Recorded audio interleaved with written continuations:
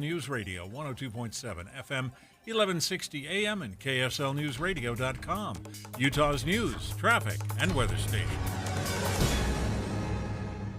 Inside Sources. Inside Sources. America's voice of reason. Boyd Matheson on Utah's home for elevated conversation. Inside Sources on KSL News Radio. Recent national polling data shows that President Biden is losing in head-to-head matchups between both the former president, Donald Trump. 5 out of 6 key battleground states have the former president beating the current president. He's also behind in a number of potential head-to-head matches with other potential Republican nominees, including Nikki Haley, Governor Ron DeSantis, and Chris Christie. These polling numbers have been triggering some alarm bells in the White House and in the West Wing. They've certainly triggered a lot of hand-wringing and some serious conversations amongst establishment Democrats. The question beyond the headline is, are these polls a real serious sign of what could come if the Biden administration doesn't change their course, or is this just a lot of hype and not a lot of substance, and the president doesn't need to worry? Let's begin. Think you know the news of the day? Think again with Boyd Matheson on KSL News Radio. Well, there is clearly a lot of hand-wringing among the Democratic establishment in terms of the poll numbers. And it's interesting to watch how they are starting to navigate this now that these have become a little bit of the reality and part of the everyday conversation as it relates to 2024. We want to break it down just a little bit in terms of what some of those inside the White House, some of those inside the campaign, the re-election campaign for President Joe Biden are saying, and what it actually all means as we kind of work our way through the holidays and into a very rapid-fire spring in terms of the 2024 election cycle. And so let's break this down just a little bit. There was a great piece in Politico today by Kelly Garrity talking about some of the ways that Democrats are navigating the low approval numbers, the low polling numbers, the low head-to-head matchup numbers for President Joe Biden. And so let's break those down just a little bit and get some perspective in terms of what they might mean and how much of it is just headline hype and how much of it is real serious substance that they're going to have to deal with if the president wants to have a second term. So last week, in response to the poll numbers, former President Obama campaign manager Jim Messina, he made an appearance on MSNBC and sort of dismissed the data as too far away from the election to have any real predictive value. You know, everyone's comparing Biden to the almighty, but next year there'll be an actual choice between two candidates. And until that happens, I don't think you're going to see much movement in the polls. You and I have talked before about my concern and criticism of polls this far out. It's a year before the election. They're historically wrong. Barack Obama was put on the cover this week during his reelection 10 years ago by the New York Times Magazine, who said he had a 17% chance to win and that he was toast. And clearly he won that election handily. So I'm not concerned about the polls. I am concerned that, we get our message out. So interesting perspective there from Jim Messina, who knows his way around that. I think the one interesting thing that is a little different, and he is absolutely correct, that at this point in the program, then President Barack Obama was considered to be toast rolling into his reelection run. He was very down, very unpopular, struggling in a lot of different areas. And, of course, clearly was able to turn that around and win pretty handily rolling away. Also important to note that I don't think that anybody has confused President Obama with President Biden. They're very different in terms of style and substance and approach to a lot of these things that made it easier for Barack Obama to get some momentum. I think it's going to be harder for President Biden to replicate that rolling into 2024. But Jim Messina is right. The predictive value polls are snapshots and they're backward facing. So they aren't always the best predictive thing to look at. Joe Scarborough from the Morning Joe responded to David Axelrod's call for Biden to step aside and let someone else be the Democratic candidate for president.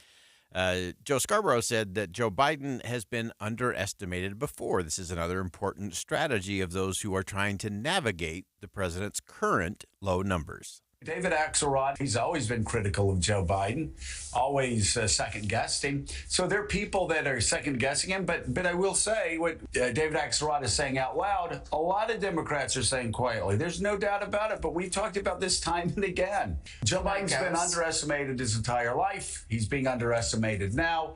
This is not a smart, not smart bet to bet against him. And again, Joe Scarborough, I think, is correct in saying that Joe Biden's been counted down and out before, including his run in 2020. Were it not for South Carolina, many said he was going to have to drop out after South Carolina. He rallied, won South Carolina. South Carolina went on to win the nomination and ultimately to win the presidency. So President Biden knows how to navigate coming from behind or being underestimated or even dismissed. Also interesting yesterday, this is another faction in all of this, responding to the dismal polling numbers. They were brought up in the White House press briefing, and when asked what the administration thought about them, the spokesperson, Karine Jean-Pierre, gave this perspective. Americans are going to feel how they feel, and we're going to respect that. And I've said that many times from here. What I can tell you is what our perspective is. What I can tell you is how we see things. And we believe experience, this president having experience to get things done is important. And we know that it's going to take some time, right, for Americans to feel what we have been able to do in this administration, pushing through bipartisan legislation. That is historic. And as I mentioned earlier before, this is a president that has done more bipartisan legislation than any other recent president. And so that's what I can speak to. I can speak to our perspective. I can speak to how we see this. I can speak to what is important and how we're going to try to deliver for the American people. So that's Karine Jean-Pierre yesterday at the White House press briefing, responding to the low numbers for the president. And she is right to focus on what they have done and then getting the message out. That is the job and that is the test. How they get that out, I think, is a bigger challenge. We'll come back to that in just a minute. And all of this is just for perspective. Again, whether you want Joe Biden to win a second term or not, these are the things that they're navigating, and this is important for us to understand so we can cut through the hype and the hoopla on both sides of the political aisle and actually get to the substance. You may recall recently I had a conversation with friend of the show, Johanna Maska, Democratic strategist during the Obama administration. She definitely knows what it's like to be counted out. She spent most of her early part of the Obama years in Iowa when they were barely registering on the map. Her view, as it relates to President Biden, is that it's just too late for Democrats to just go out and choose another candidate and actually have a chance in the next election. I think it's a little too late. And a lot of the people who are coming to me with all these scenarios Hunter's indicted and then they could, pardon Hunter and then Biden could step aside. I'm like, are you writing a Hollywood script or are we living in reality? I think the reality is Biden is running. Biden is running, and he will continue to run, and he'll continue to be the Democratic nominee, barring a big shift, seismic shift, I think, in the landscape there for the Democrats. I also spoke with Julie Pace from the Associated Press. She actually talked on ABC about off-year elections and her advice on how the Biden team can regain support and solidify the coalition that helped them actually win in 2020. For the White House and for the Biden campaign, they need to remake this race into that choice. That's the way that they pull that coalition back together, because there's just not that enthusiasm for Joe Biden as an individual among some of these coalitions, young voters in particular right now. They are hoping that as Trump takes that step forward, as he maybe becomes more in the spotlight for what he would do as a second term, that they can clarify the choice on the table. So that's an important perspective from Julie Pace from the Associated Press. And so as you look at all of that, those are really the ways that Democrats in particular are trying to cope with the poll numbers. They're saying, hey, look, President Biden's been underestimated before, particularly in 2020. Polls aren't predictive. They're mostly reactive, a snapshot, and backward facing. They're also saying we need to make more of the case of the choice. This is a choice election, that it won't be so much about how much you love President Biden or his policies, but the awfulness of the other side and the other option, particularly if that ends up being the former president, Donald Trump. So making it a choice election, I think you're going to hear a lot more about that as we roll into January, that the Democrats have to tell the rest of the Democrats. So this is Democrats to Democrats, they're saying there's no option. There is no plan B. There is no way around this. This is where we're going. So get on the train, and it's time to move forward. And then, of course, finally they're saying, look, at this time, this transition period, the world needs President Biden to continue in that space. So that's the case. That's the cause for those around the president and the administration really making the case for what needs to happen as they try to keep everything rolling forward. And that's a really interesting perspective. And you're going to want to stay with us. Coming up at 1:35, we're going to be joined by one of the great statesmen in this country, former Senator Joe Lieberman, a friend of the show. We're going to spend a half hour with him from 1:35 until 2 o'clock, and we'll talk about everything from third-party candidates to what's going on in Israel and the Middle East and America's role in the world, and it all ties together in terms of what will happen in 2024. So stay with us. We'll be right back.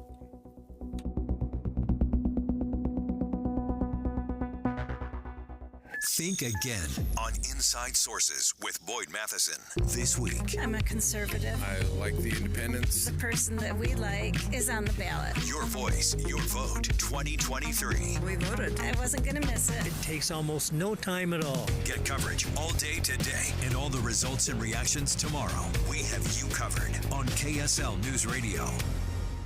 Advanced Window Products is having their biggest sale of the year. If your old windows let the winter cold seep in, now's the time to get the highest quality double-pane windows and custom insulated frames. Advanced Window Products is a local company that crafts beautiful precision frames right here in Salt Lake City for 37 years. And the magic is, they cut out the middleman. They build the windows, they install the windows, and they guarantee them for life. So you save on the highest quality windows and frames. Any style, any color, any questions?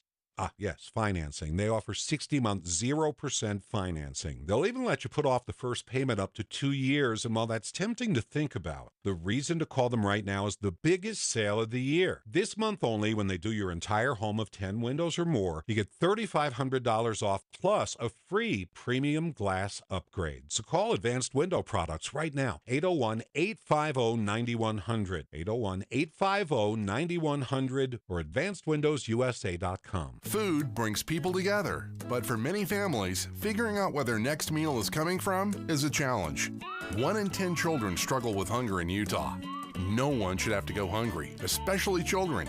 Macy's has partnered with local food banks for the 2023 Harvest of Hope food drive to help keep that from happening. From now through November 30th, you can help a family in need. It's easy. At the checkout, simply let your cashier know how much you would like to donate through Macy's Icon Drive. You can also purchase a prepackaged bag of food filled with the items that food banks need most. Every donation, regardless of size, makes a difference. If you prefer to shop online, you can donate to the Harvest of Hope this season from the comfort of your home by adding either of Macy's donation options to your online shopping cart at Macys.com/online. If you'd like to track the progress of donations made toward the Utah Food Bank or learn more about Harvest of Hope, visit Macys.com.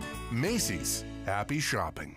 Some things just make sense, but my dream checking account from Cyprus Credit Union makes dollars and cents. It gives me access to discounted rates on auto and RV loans, free 24/7 access to my credit score and report, and a Roundup reward savings that pays me 10% APY on the rounded up balance of every debit purchase I make. With all that and more, it's no wonder I choose Cyprus for my checking account, because some things make dollars and cents. Learn more at cypruscu.com. Cyprus Credit Union. Your future is our future. Federally insured by NCUA.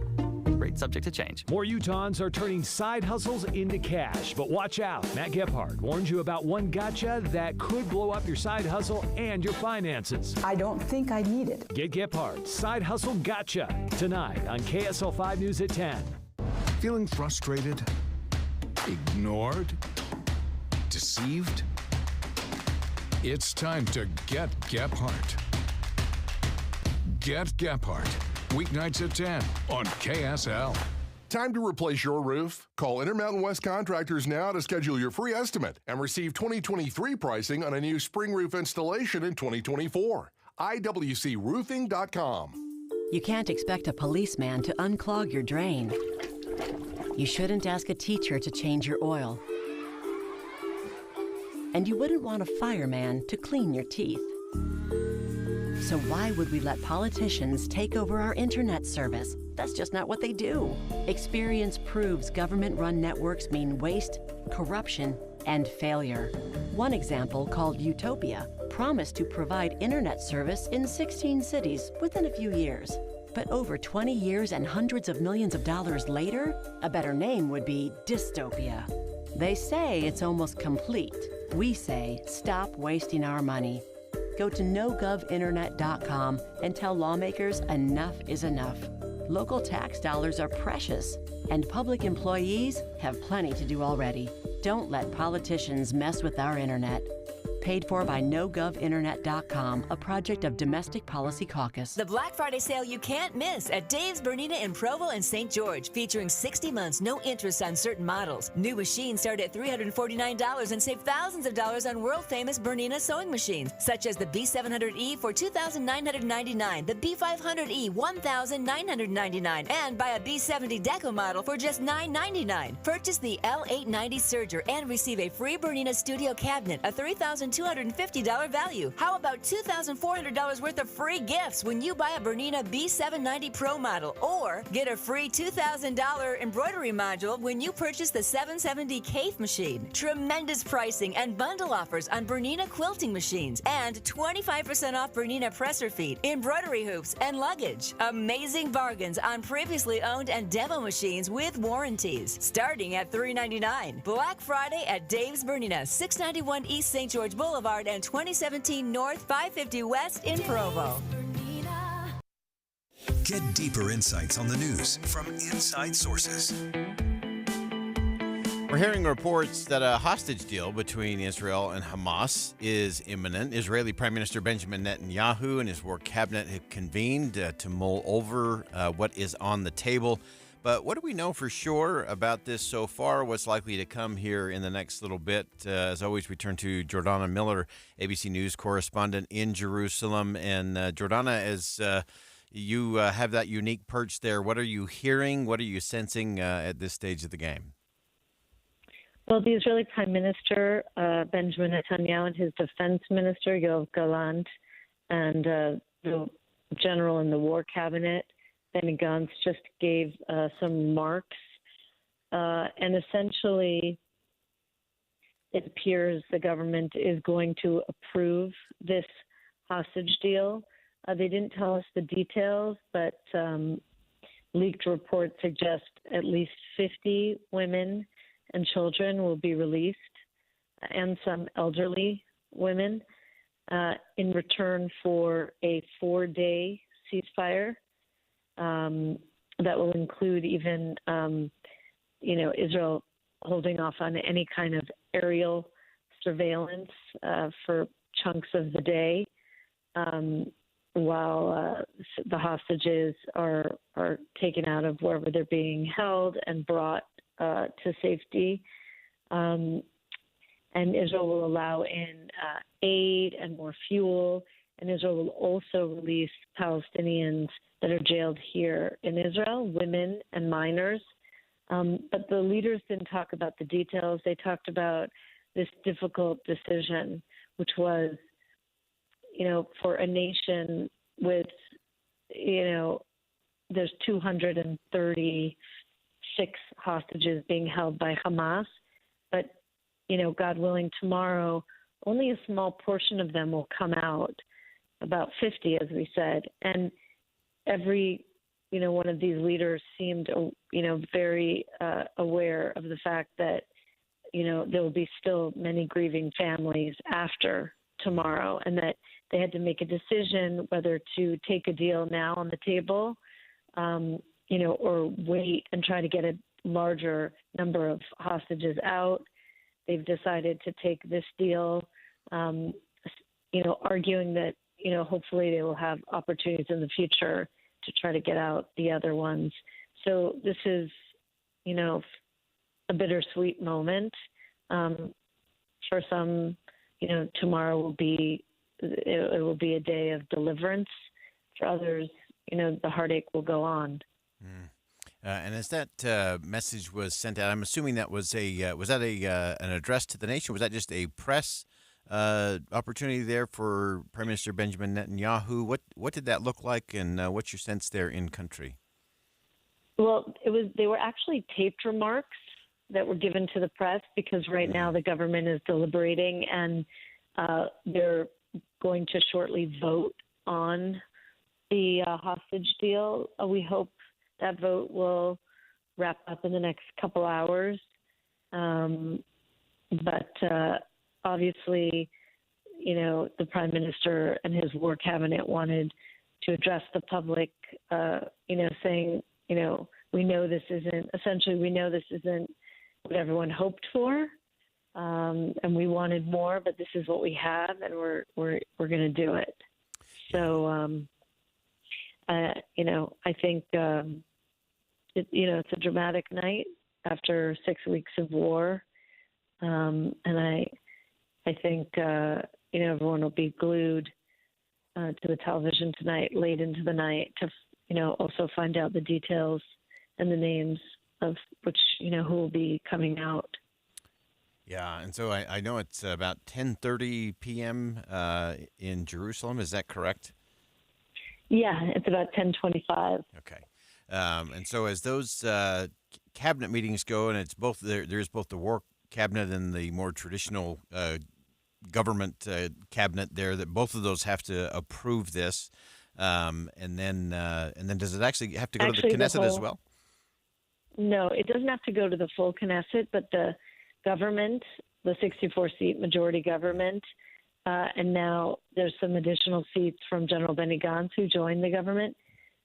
Everyone in the government has to vote on this because it will require Palestinians that are jailed here getting out. Then even once it's approved, there'll be a 24-hour waiting period by law where anyone can contest the agreement. And then it will go into effect. So essentially by Thursday, Israel will be on board with the ceasefire deal. Now, when exactly the implementation will start, that's another question. Will it start as soon as Thursday night or Friday? I mean, there's lots of logistics about, getting the hostages out and, who's going to accompany them and, getting to the Rafah border crossing and everything. So, we'll have to see how quickly we see Israelis freed. Yeah, and that's such an important perspective. I know a lot of the American media is reporting an imminent deal is coming, and it all sounds very close. And your perspective is so important that not only does the entire cabinet have to vote there, that there is this 24-hour waiting period because it does include the release of Palestinian folks that are imprisoned. So there's a 24-hour period there, and then as you said, then they actually have to get to the logistics of it in terms of what that looks like and how you actually move those hostages into safe spaces and ultimately across the border and back into safety. Anything else that you're keeping your eye on, or anything else that's bubbling up that we should be aware of as this continues to roll deep into the night there in Jerusalem? Well, I think it's important to say that Israel's prime minister and his defense minister stressed that the war will continue after the ceasefire, whether it's 4 days or 5 days, that this is in no way a precursor to the end of Israel's war in Gaza. The prime minister, is insisting that the army will continue its operations against Hamas, and they still, they've rooted out Hamas largely from Gaza City. There's other areas they're still fighting in northern Gaza, but Khan Yunis is a city that sits in southern Gaza, Hamas stronghold, and the Israeli army will go there as well.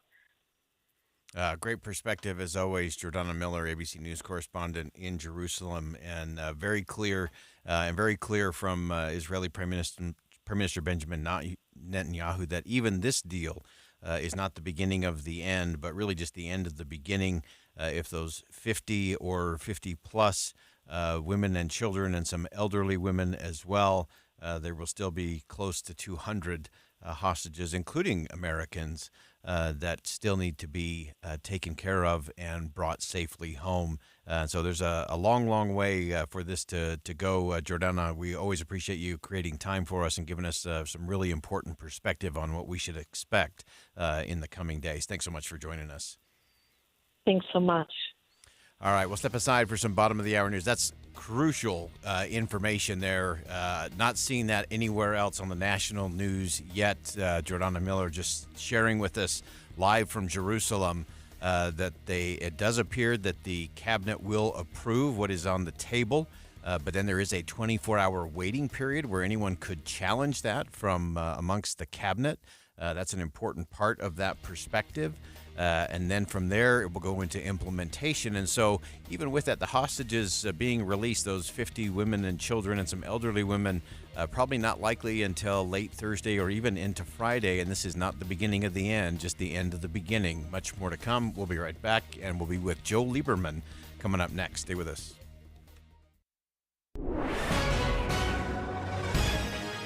It's 1:30 at KSL News Radio. I'm Dan Bomas. KSL's top local story this hour. Poll workers in Utah trying to get all the ballots counted in time to spend Thanksgiving with their families. Salt Lake County Clerk Lenny Chapman says they've worked long hours for the past week or so with hopes that they can be home in time for the turkey, but she says they're willing to step up if counting takes longer. They said, you know what, this is so important. It is so critical to make sure people's voices are counted and heard in their community that they've just continued to step up. I am in awe.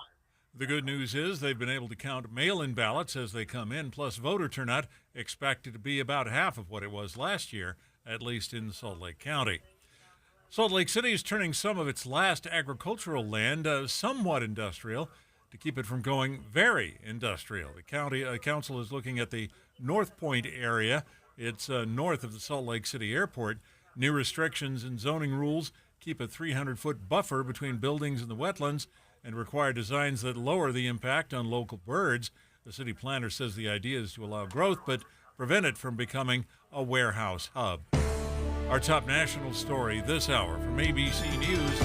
The Biden administration is speaking confidently that the world will see hostages held captive by Hamas militants since October 7th freed soon. During an update on Tuesday, State Department spokesperson Matthew Miller spoke with optimism. At this point, everything is not yet final, but we are close.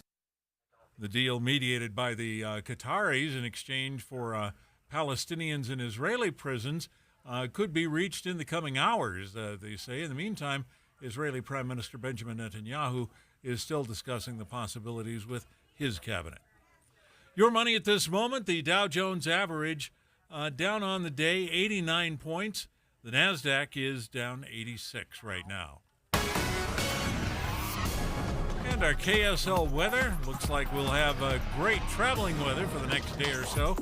That's next. KSL News Time, 1:33. What do you need to hear in the morning to feel ready for the day? Important news that happened overnight, the traffic you'll hit on the roads. You'll be ready for your day with us. Join Utah's Morning News 5 to 9 on KSL News Radio.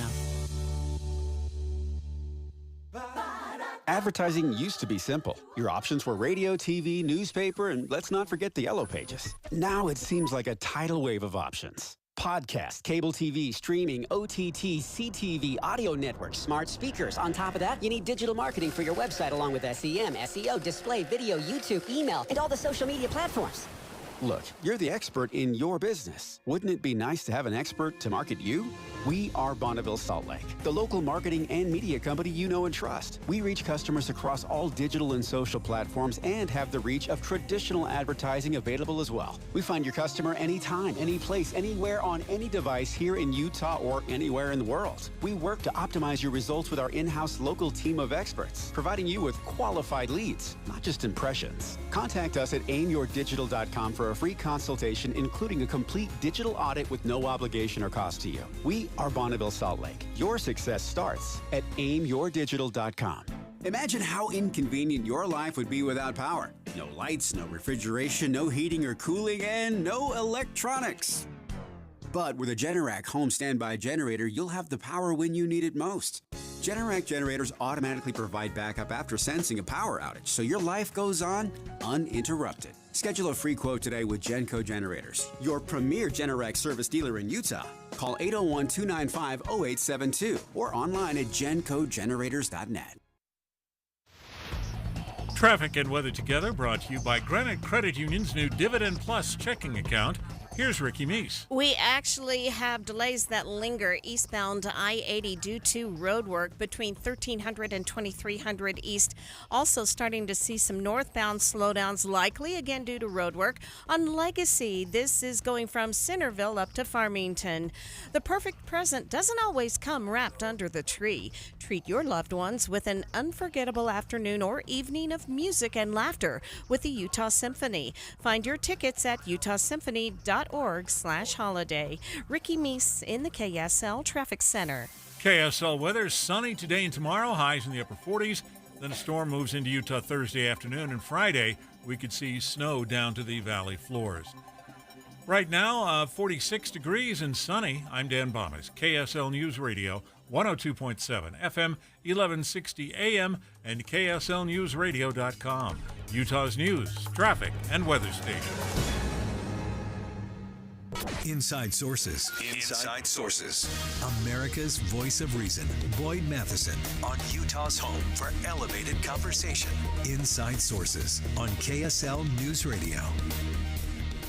Well, it is always a pleasure on this program to have one of the extraordinary statesmen of America, former Senator Joe Lieberman, joining us on the program. He's someone that we look to for guidance, for wisdom, for insight on a whole host of things. And Senator Lieberman, thank you so much for joining us, and a happy Thanksgiving week to you. Well, thank you, Boyd. Thanks.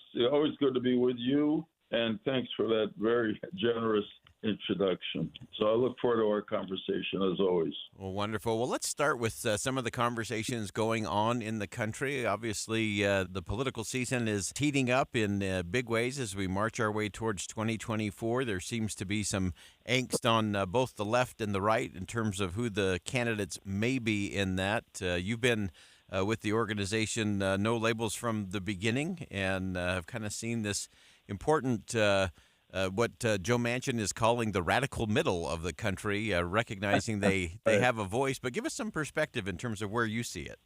Glad to. So for those who are listening who don't know about No Labels, it was founded in 2010, to make a long story short, to combat the partisan gridlock in Washington that was stopping our government from solving our nation's problems and taking advantage of some of the opportunities that our country has.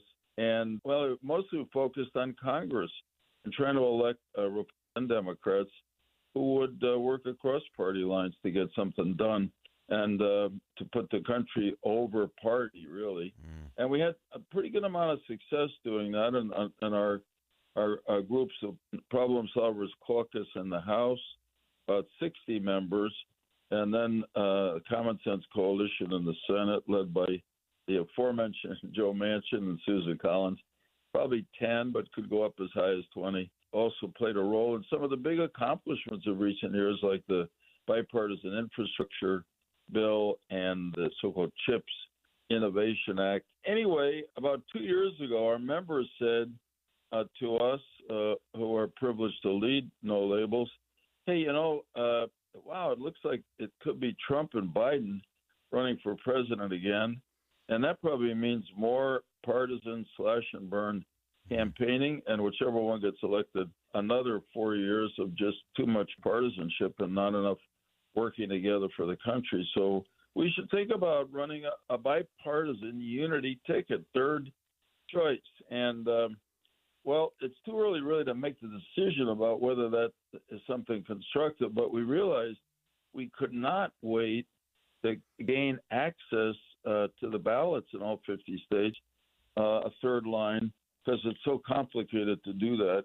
So we've been raising money and working really hard to get on the ballots in all the states. We're on over a dozen now, and we hope to be somewhere between 15 and 20 by the end of the year. And the people running this assure me that we will have enough to qualify.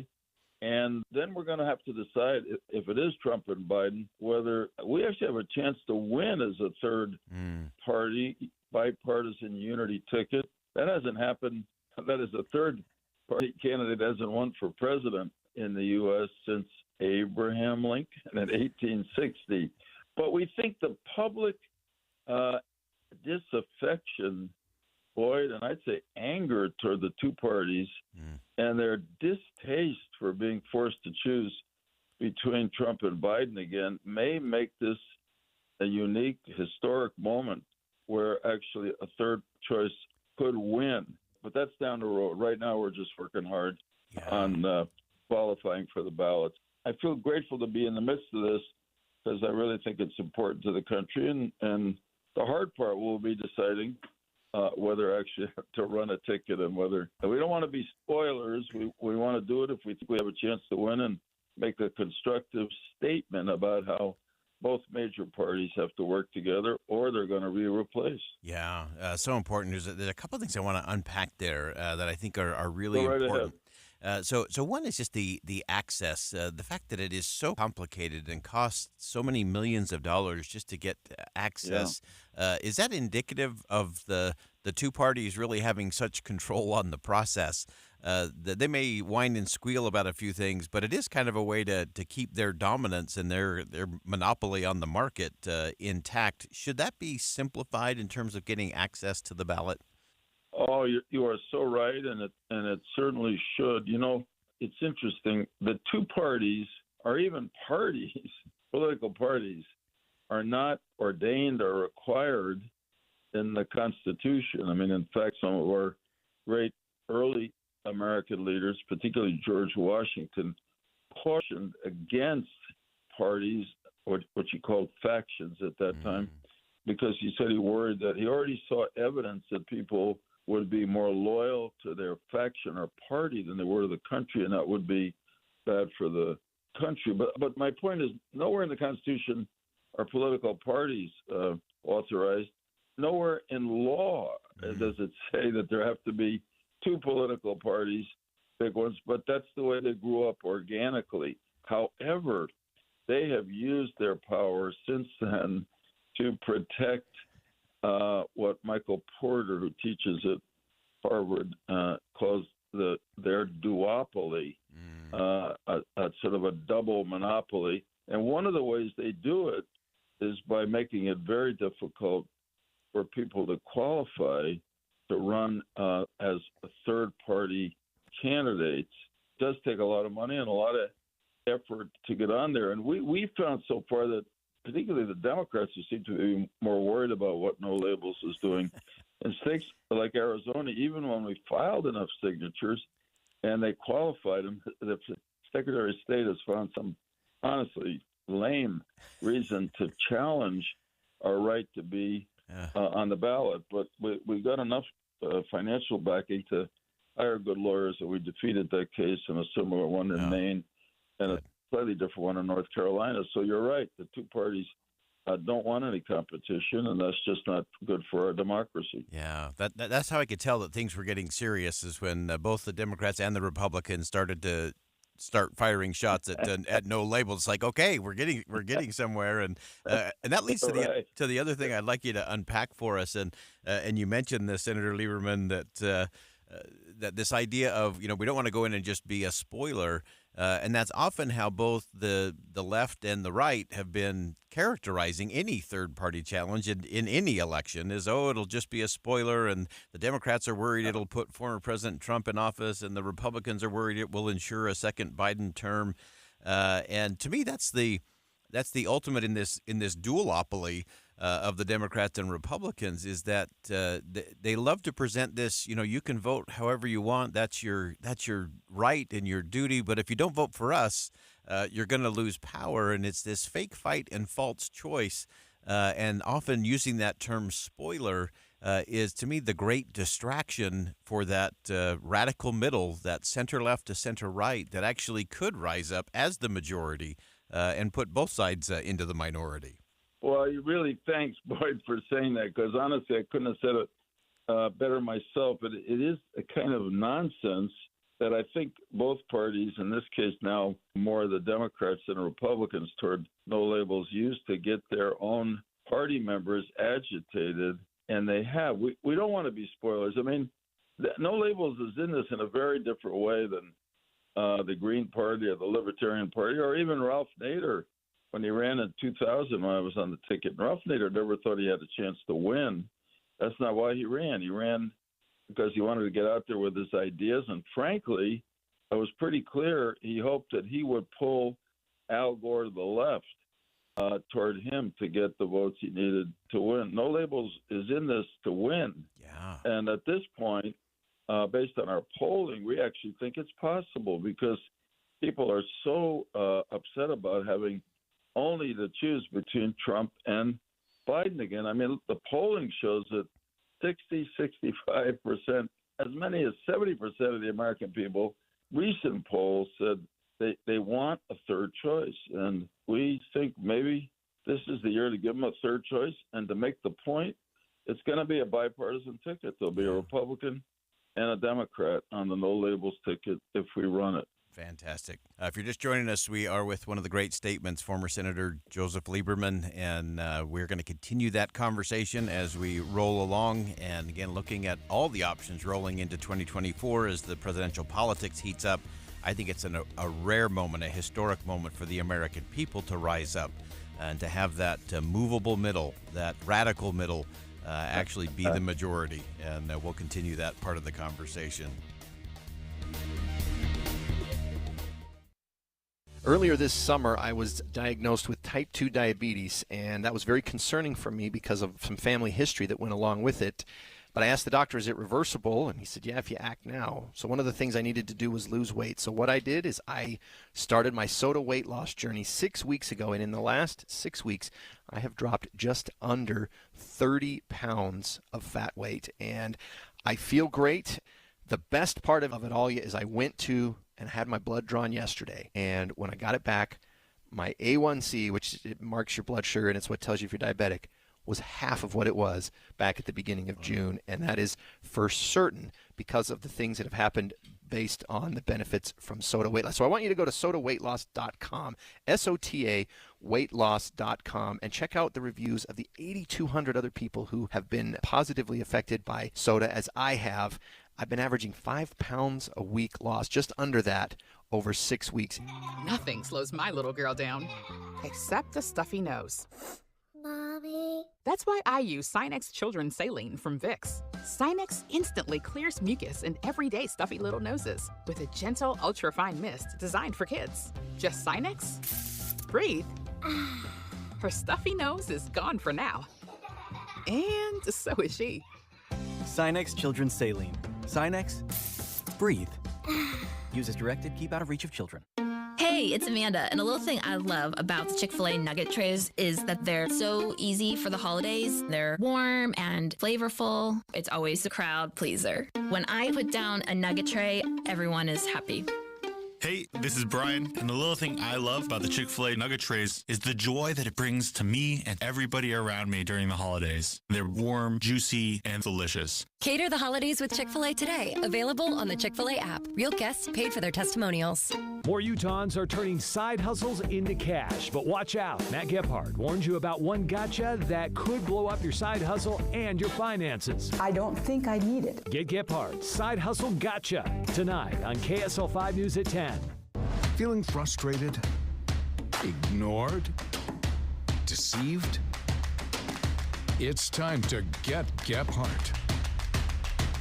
Get Gephardt. Weeknights at 10 on KSL. Visit the contest page on KSLNewsRadio.com. This week, win tickets to the Festival of the Trees, opening November 29th at the Mountain America Expo Center. Or win tickets to Christmas with Marie Osmond, featuring the Lyceum Philharmonic, December 2nd at the Eccles Theater. Plus, win tickets to the Forgotten Carols. Experience a family Christmas tradition with the Forgotten Carols. Text the word contest to 57500 or go to KSLNewsRadio.com/contests. Hear elevated conversation on crucial issues. Boyd Matheson on Inside Sources. All right, we're going to stay with our conversation with former Senator Joseph Lieberman. And Senator Lieberman, we've been talking about no labels. We've been talking about the presidential race. I want to shift gears a little bit now and look at America's role in the world, particularly in the Middle East, an area you have rich ties and deep heritage in. As you look at what is unfolding in the Middle East, give us your sense in terms of how you see the American role in all of that, and what should be happening. What should the conversation be? I'm glad to do that, and that's an important conversation. And I hope it's a conversation that the country has around the 24 election about our next president, because it's a critical question. I'm going to step back and speak more broadly first. Right from our founding documents, the Declaration of Independence, particularly, our founders stated that premise, the self-evident truth, that everyone is endowed, not by them, but by our Creator, with those unalienable rights to life, liberty, and the pursuit of happiness. And then they say right away, it's to secure those rights that they are forming our government and want to break away from England. And of course, that statement was a statement of human rights based on God's creation of all of us. And they naturally weren't God just didn't do that for us. He did it for everybody in the world. Right. And it seems to me that was an initial commitment of the United States to be involved as a matter of principle in a kind of moral leadership on behalf of freedom in the world, which when we've done it, we've been at our best. But my other arguments are in a way more practical but real, that we can, over our history, we've had times when we've struggled between whether we would assert our role in the world on behalf of our principles or our self-interest or our prosperity, security, and or whether we just try to pull back into the borders of the continental United States. And it never works when we try to pull back. We always get pulled back in, usually at a much higher cost in lives and money. And this is the same way with us in the Middle East. To go back to your question, Boyd, there was a point under President Obama where we had this switch in the focus of our foreign policy toward the Asia Pacific, and particularly the challenge that China represents.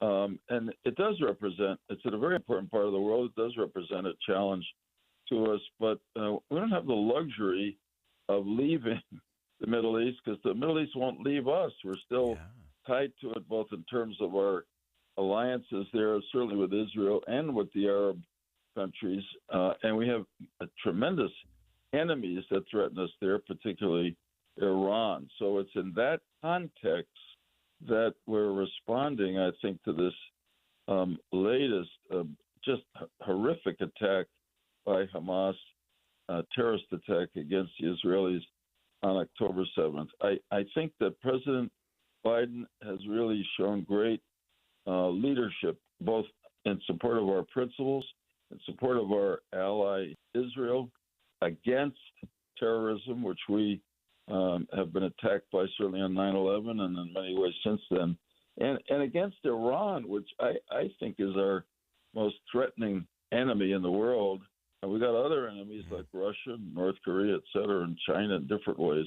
But the Iranians are really, to me, the most extreme and threatening. So I think we've got to stick by our allies, Israel, and then in the longer term, as President Biden has said here too, when this is over, this war is over, we've got to work harder than ever to try to create conditions of peace between the Israelis and the Palestinians. And, I continue to feel that there's no better way to do that than with a two-state solution. I think if you came up with a good two-state solution, both a majority of people in Israel and among the Palestinians would enthusiastically support it. So the question is, are the leaders up to it after this war is over, with the help of the U.S. and others in the Arab world like Saudi Arabia, UAE, and hopefully Egypt? Yeah, so important, and so many complexities in all of that in terms of how that all gets navigated and move forward. I want to spend just a minute talking about how we talk about it particularly here in the United States, where free speech will always reign, and how we need to get to a kind of different conversation. Had Rabbi Brad Hirschfield from New York join us last week on the program, and we had this interesting conversation about how compassion and condemning evil are compatible principles. You talked about those principles that we have to stand for in America, and he talked about that compassion demands that we feel sorrow for every life lost, including the Hamas soldier, including the innocents on both sides of this, and then how we can also make sure that we're not conflating everything, but that we can condemn evil that is clearly evil and not conflated. He said that when we conflate everything, we actually lose true compassion or real compassion. You've seen this across the country, Senator, in your life and experience, from college campuses to the halls of Congress to small-town America everywhere. How do we have a better conversation about these kinds of complex issues here in America? Well, first off, I think the conversation that you and the rabbi had was right on point, and it's quite relevant to what's happening in the Middle East today, because the Hamas attack on Israel was absolutely evil, and yet there's nothing inconsistent about saying that and feeling remorse about the suffering of the Palestinians as part of the what I took to be the necessary military response by Israel. Now, I can blame that on Hamas, which I do, but it doesn't matter. I still feel heartbroken about the deaths of innocents on the Palestinian side. If I can be for a moment theological with you, Boyd, and I always feel comfortable doing that with you, at the Passover Seder, the service around the meal on Passover, there's quite a remarkable moment where we recall, obviously, the exodus from Egypt, the liberation of the children of Israel from slavery by God, and they get to the Red Sea, and the Pharaoh's armies are closing in on them. And, God tells them it's time to act. Hold up your staff, he says to Moses, and the waters separate. The children of Israel go through it, and then Pharaoh's army chases them on the dry ground between the open Red Sea, and the waters close, and they get killed. And we're told of a story that the rabbis have added to the biblical narrative to make a point, which is they imagine that in heaven the angels begin to celebrate what God has just done, and God chastises them that not to celebrate, because he says to rescue the children of Israel from slavery, I had to do what I did to the Egyptian army. But those Egyptians are also my children, or were my children, and it pains me to liberate the children of Israel. Those Egyptians had to die. And I have that same feeling about what's happening in Gaza now, and I hope, therefore, that it can end as soon as possible. Look, and the broader point you make about talking like this in America, you do a wonderful job at stimulating such conversation, but sadly, the forum you create is rare, and we've lost the capacity, I think, for reasoned and mutually respectful discussion, dialogue, and too much of it is at the extremes, and people are yelling at each other. These are partisan fights. Too much of it is shaped by the bad examples of people in Washington who dominate these discussions. And honestly, for the good of our country, we've got to get back to just being able to talk with each other as fellow Americans, fellow children of God, if I may. And respecting what each other says, to understand we can disagree without dividing. And in fact, we're probably healthier for it. No question about it. Perfectly said, perfectly framed, as always, Senator Joe Lieberman. Always grateful for your perspective, for teaching us the integrity of compromise, how to elevate the conversation, to do it different, to put the country and God's children ahead of all the politics and the power. Senator, happy Thanksgiving to you. And as always, thank you so much for your wisdom and for your perspective. You've blessed us all today. Thank you, Boyd. That's my conversation with Senator Joe Lieberman from a little earlier today. Always grateful for his perspective, and I think he's given us some important things to think about, especially rolling into this Thanksgiving week, in terms of how we frame the conversation with each other, how we get past the idea of power and get to the power of ideas and ideals.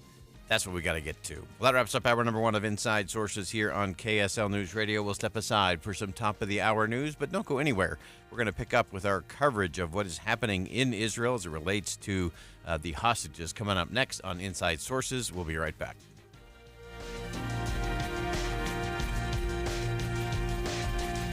KSL FM Midvale. KSL Salt Lake City. Listen at home on any smart speaker. And in your car at 102.7 FM. This is KSL News Radio.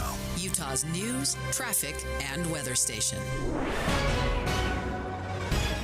It's 2 o'clock at KSL News Radio. I'm Dan Bomas. KSL's top story this hour.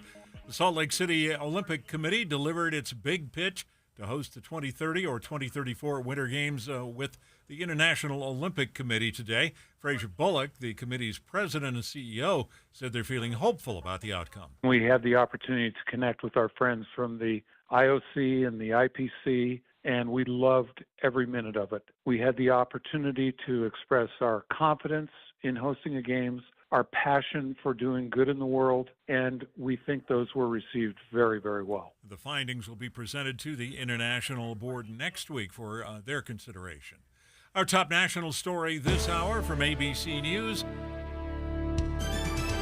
A storm moving into the northeast could cause flight disruptions before Thanksgiving, but today air traffic is moving about as well as it can. Here's ABC's Alex Stone. There were worries air travel would be crippled today, but shockingly canceled flights in the U.S. are way down from Monday's already super low number on what are very busy days of people flying out for Thanksgiving. Today, under 30 flights have been canceled in the U.S. LAX is leading the way with a total of 2 canceled flights. Airlines have done lots of planning to try to avoid repeats of last year when their schedules crumbled.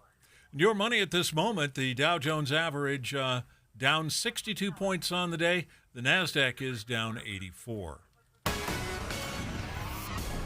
Our KSL weather, it's a great day for traveling on the roads, too. That's next.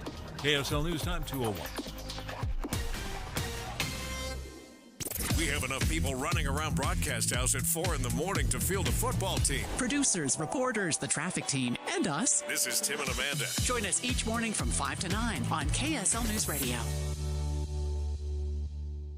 The possibility of lung cancer can be pretty scary, especially if you're one of approximately 8 million current or former smokers at high risk. That's why SaveByTheScan.org wants you to know that now there's a breakthrough low-dose CT scan that can detect lung cancer early, and it only takes 60 seconds. You stop smoking, now start screening.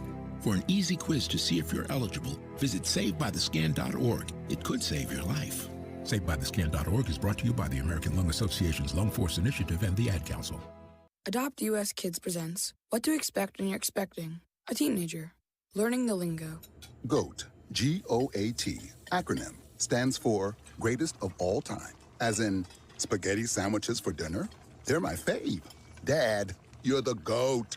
You don't have to speak teen to be a perfect parent. Thousands of teens in foster care will love you just the same. Visit adoptuskids.org. Brought to you by the U.S. Department of Health and Human Services, Adopt U.S. Kids, and the Ad Council. Get ready, Utah! It's Medicare annual enrollment period, so why not make enrolling easier with United Healthcare? Whether you choose our online tools or over-the-phone support, United Healthcare will help you compare options so you can choose a plan with confidence. This is Medicare made for Utah, trusted everywhere. Explore our wide range of plans by calling United Healthcare today at 1-855-MEET-UHC. That's 1-855-MEET-UHC. Annual enrollment begins October 15th and ends December 7th, so call today. Hi there, it's Scott from Pentatonics. So from the beginning of our journey in music, the foundation has been music education. It's so incredibly important that we continue to show kids the importance of music in our schools, in our homes, and even in the car. Music is such a powerful expression of emotion and individuality, and we are responsible for keeping the love for music alive. This message is courtesy of the United States Air Force. It's the season of giving at Murdoch Hyundai. Right now, get 0% for 5 years on Tucson and Santa Fe. When you walk through the doors, you feel like family. At Murdoch Hyundai in Logan, Linden, Murray, or online at MurdochHyundai.com. Traffic and weather together, brought to you by Granite Credit Union's new Dividend Plus checking account. Here's Ricky Meese. An accident northbound I-15 just after 3300 south, now to the right, but causing a little bit of slowing. Also a crash eastbound I-80 about 2300 east, right in the construction zone. It's been moved to the right. Downtown drivers, an auto pedestrian crash 9th South and Main Street, and an accident at West Temple and 4th South. Ricky Meese in the KSL Traffic Center. KSL weather, sunny today and tomorrow, highs in the upper 40s. Then a storm moves into Utah Thursday afternoon. Friday, we could see snow down to the valley floors. And right now, sunny skies, 46 degrees. I'm Dan Bomas, KSL News Radio, 102.7 FM, 1160 AM, and KSLNewsRadio.com, Utah's news, traffic, and weather station. Inside Sources. Inside Sources. America's voice of reason. Boyd Matheson on Utah's home for elevated conversation. Inside Sources on KSL News Radio. We've been continuing to follow the headlines today that the Israeli War Cabinet is set to approve a hostage deal with Hamas. Reports indicate somewhere between 50 and 100 Israeli hostages. Women and children and some elderly women being held by Hamas could be released. But as is the case with any hostage deal, there are difficult questions to be asked, and it's going to take time and trade-offs before this all comes about. Let's begin.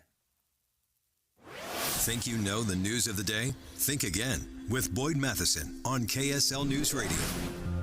Well, really important as we continue to track this throughout the day today, that we do get beyond the headlines, and that's why we're always grateful for people like Dr. Jonathan Schanzer, Senior Vice President for Research at the Foundation for Defense of Democracies, who joins us to give us perspective beyond just what we can see in the big headline pieces and the surface pieces. And Jonathan, it's always great to have you on the program, and just give us your top-line sense. I know this has been a very busy day to you. We've been watching you on all the national news shows today, but give us your sense in terms of where we are and what comes next. Sure. Well, this is 46 days in the making. It appears that they've finally gotten close to a deal. The deal appears to be somewhere between 50 and 80 hostages. The deal will be iterative from what we understand. So in other words, the first day Hamas releases 10 hostages, the Israelis release something like 30 Hamas prisoners, mostly younger men and women that they have arrested in perhaps recent months or years. And then the quiet begins, and that would be the first day of a ceasefire. And then during that time, the Israelis would be expected to provide additional humanitarian assistance as well as fuel. Then the question would be, will Hamas deliver the next day? If they deliver another 10, then the Israelis deliver another 30, and so it will go.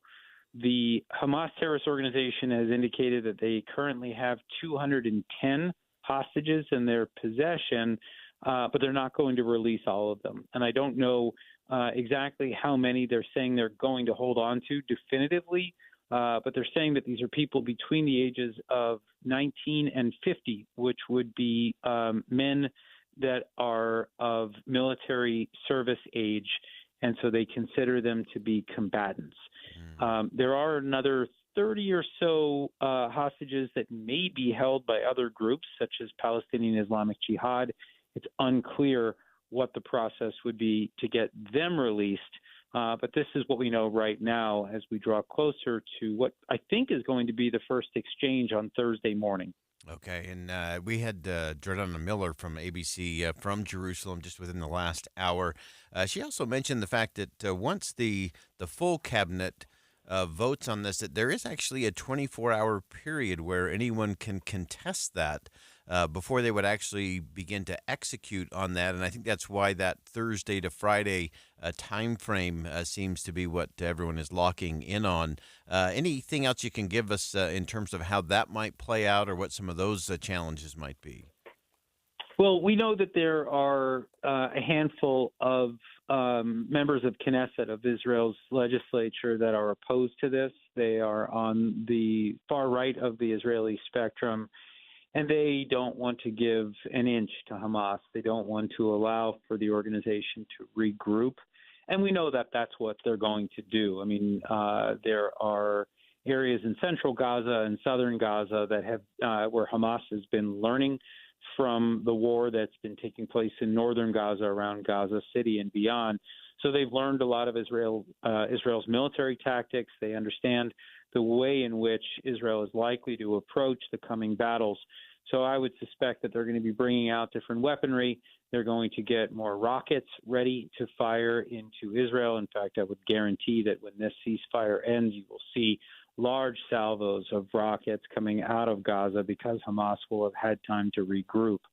There's also a lot of concern voiced by the right-wing Israeli members of Knesset that the fuel is going to help Hamas basically pump oxygen and electricity into the bunkers that are dug deep beneath the ground, and they don't want to help with that as well. I think really the major difference, though, among Israeli politicians is that the majority really see this as something that is necessary, that if you can get the children back, it's worth paying the price, even if it delays victory for Israel, even if it means another week or two of fighting beyond what they had expected. I think most Israelis at this point agree that it's the right thing to do. Yeah, and it does seem very clear that Prime Minister Benjamin Netanyahu is also signaling to the country, it's about 11 p.m.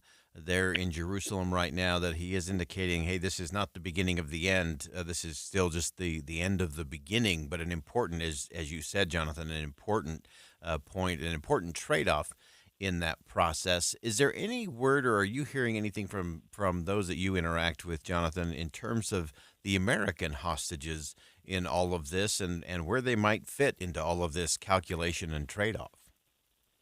Yeah, it's a good question. I mean, I would be shocked if they're not included in a tranche of this.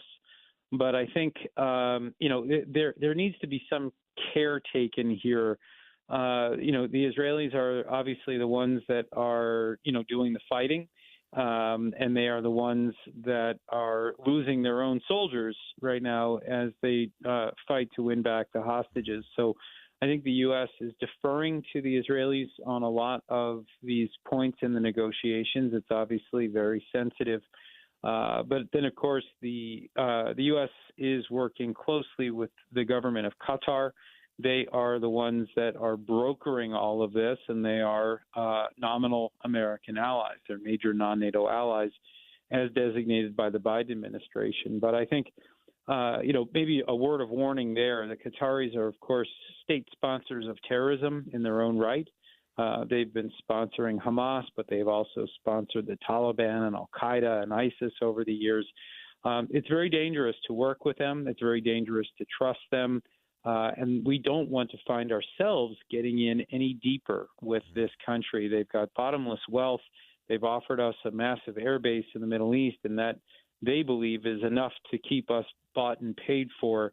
I sincerely hope that we begin to revise that contract that we have with the Qataris when this is all said and done. So I expect the U.S. to continue to work with them to try to secure the release of our citizens and the Israelis. But when this is all said and done, I do hope that the Biden administration begins to take Qatar to task. Yeah, I think that's so interesting. I'm so glad you raised that point, Jonathan, because I do think, as they've often been described, the Qatari government regime is often both arsonist and firefighter in these kinds of situations, and that seems to be kind of where they are right now. And the U.S. has got to navigate that carefully now, this delicate and difficult dance of dealing with the hostages. But as you said, there also has to be some point where we've got to reframe that conversation just a little bit. Finally, before I let you go on a very busy day, anything else that you're watching or any other nuances that we might be missing beyond the headlines? Yeah, I mean, look, there is, I think everybody's getting ready to relax a little bit because the ceasefire is likely going to take effect. But just remember, the Iranians have multiple other proxies around the region that are not going to be party to this ceasefire.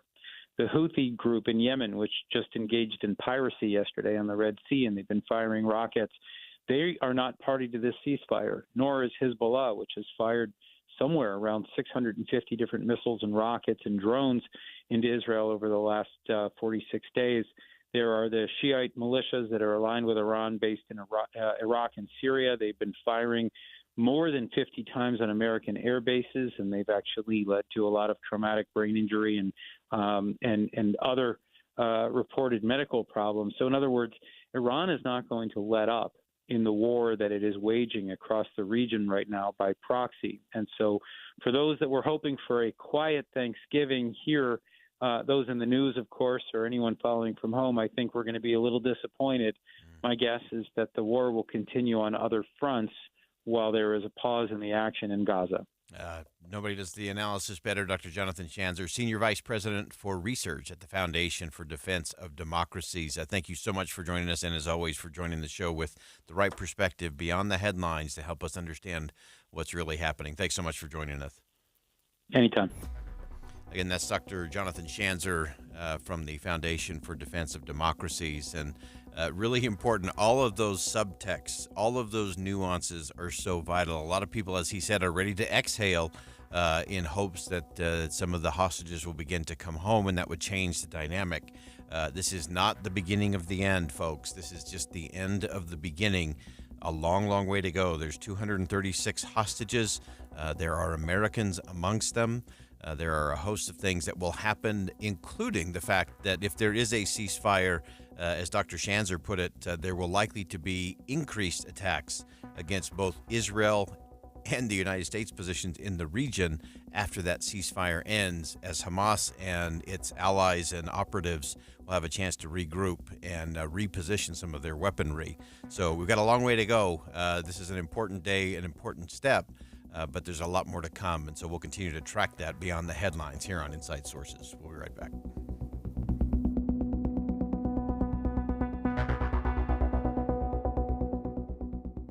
Think again on Inside Sources with Boyd Matheson.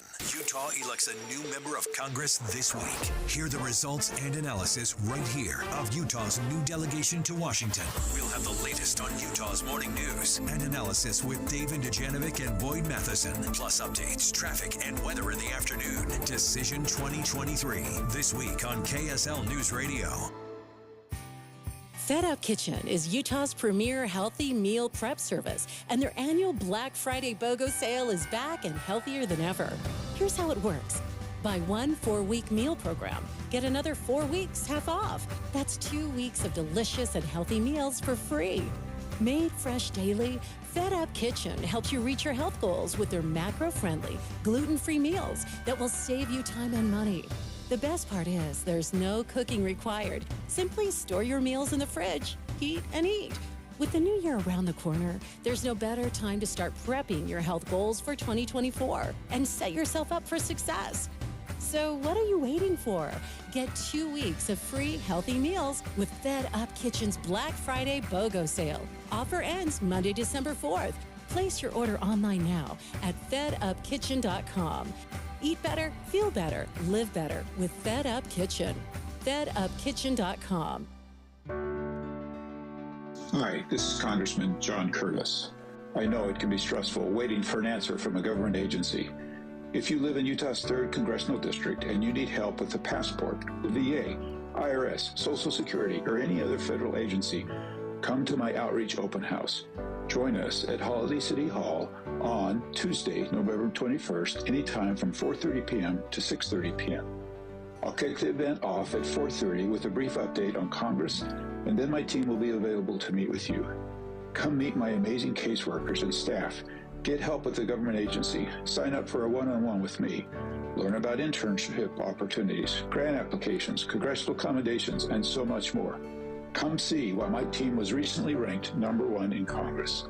Oh yes, and refreshments will be served. Hope to see you there. Paid for by the MRA of Congressman John Curtis. You know what?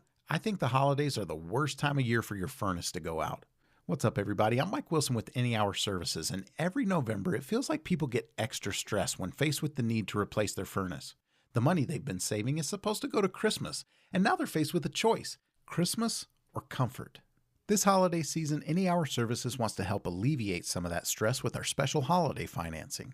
No money down and no payments until next year. Plus, if you schedule a free estimate before the end of November, Any Hour Services will give you $1,500 off any full system you buy. And that doesn't even factor in the rebates and incentives you might qualify for. Again, during the month of November, Any Hour Services will give you $1,500 off any furnace and air conditioner you buy. And you can take advantage of our special holiday financing with no money down and no payments until next year. For more details, call Any Hour Services and schedule a free estimate. Google Any Hour Services or schedule online at anyhourservices.com. No one helps more homeowners than Any Hour Services. Shields is grateful for our customers, communities, and fellow associates. We give thanks for all the little things in our lives, the things we can often overlook. Thanksgiving reminds us to take the time to open our hearts, to pause, to reflect, and to pray. With grateful hearts, we praise God for family and friends, for health and freedom, and for the rich blessings we enjoy every day as Americans. Amen.